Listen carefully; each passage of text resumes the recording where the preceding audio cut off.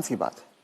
तो अब जो आदमी 75 का हो गया, उसने खुद अपनी लंबी उम्र की तैयारी ही नहीं करी, और जब उसने कोई तैयारी खुद नहीं करी है तो उसका परिवार या उसके समाज उनको कैसे तैयारी, वो कैसे तैयारी करेंगे? तो आपका ये कहने का मतलब है कि पहले तो शायद वो 60 साल तक जीता तो बहुत बड़ी बात थी, तो जब तक वो कमा रहा था वो जी रहा था, अब वो 80 साल तक जी रहा है। तो इसके जो परिणाम है वो भी इकोनॉमिक एंगल मुझे समझाइए।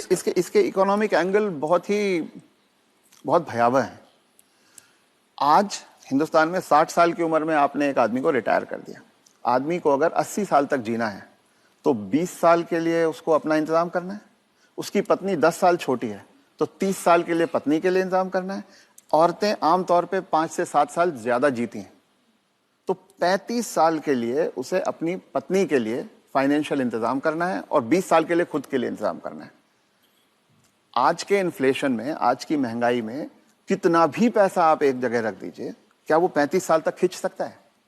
ये प्रैक्टिकल नहीं है। और जैसे जैसे उम्र बढ़ती जाती है उनके बच्चों की उम्र भी बढ़ रही है जी।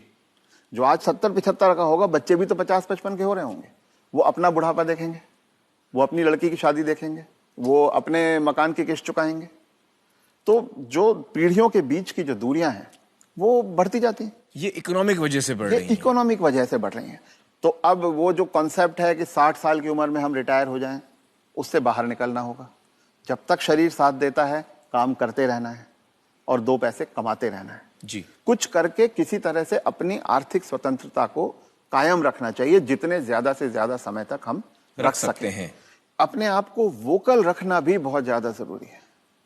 अगर मेरी परवाह मेरे परिवार वाले नहीं कर रहे हैं और अगर अड़ोसी पड़ोसी इस बात को जान जाएं तो कोई भी बुजुर्ग कभी भी किसी परेशानी का सामना नहीं करता, क्योंकि तो चुप ना रहें। रथ साहब ये कह रहे हैं कि चुप ना रहें। अगर आपके बच्चे आपके साथ व्यवहार ठीक नहीं कर रहे हैं, सबको बताएं।